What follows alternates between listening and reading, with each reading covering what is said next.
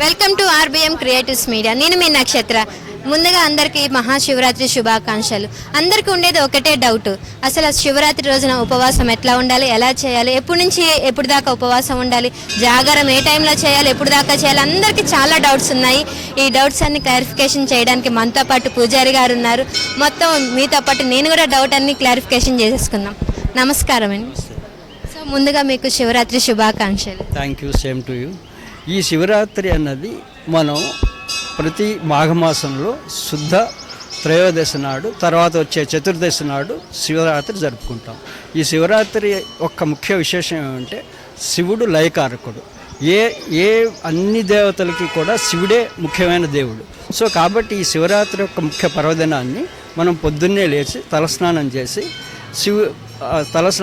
ఆ రోజు పొద్దున్నే శివాలయంలో దర్శనం చేసుకుని వీలుంటే అభిషేకం చేసుకుని ఆ రోజు నుంచి రెండో రోజు పొద్దున్న వరకు ఉపవాసం చేస్తాం. ఈ ఉపవాసం అన్నది ఎందుకంటే కనుక ఇన్ని రోజుల్లో మనం చేసిన ఈ సంవత్సరంలో జరిగిన పాపాలు కానీ ఇవన్నీ పోవడానికి దేవుడి దగ్గర పొద్దున్నే అభిషేకం చేసుకుని ఉపవాస దీక్ష చేసి, ఉపవాస దీక్ష అంటే కనుక ఉప్పు లేని పదార్థాలు తినవచ్చు. ఉపవాసం అంటే కటిక ఉపవాసం ఉండక్కర్లేదు. పొద్దున్న నుంచి మీరు లేచి పాలు తాగొచ్చు, అటువంటి ద్రవ పదార్థాలు ఏమైనా తాగొచ్చు, తినచ్చు.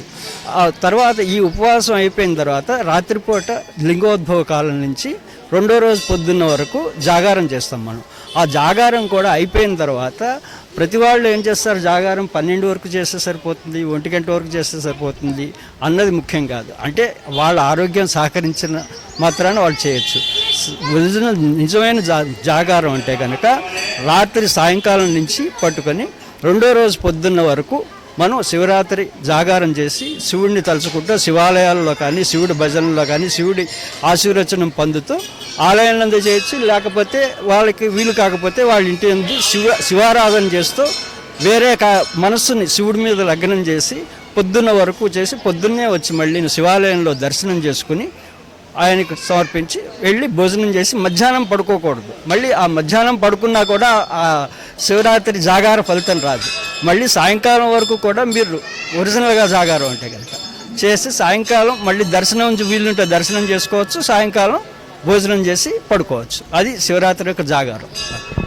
పెద్దలు ఎంతమంది చెప్పినా కూడా ఈ కాలం వాళ్ళందరూ మర్చిపోయిన మాకు మళ్ళీ గుర్తు చేసినందుకు thank you so much. Welcome.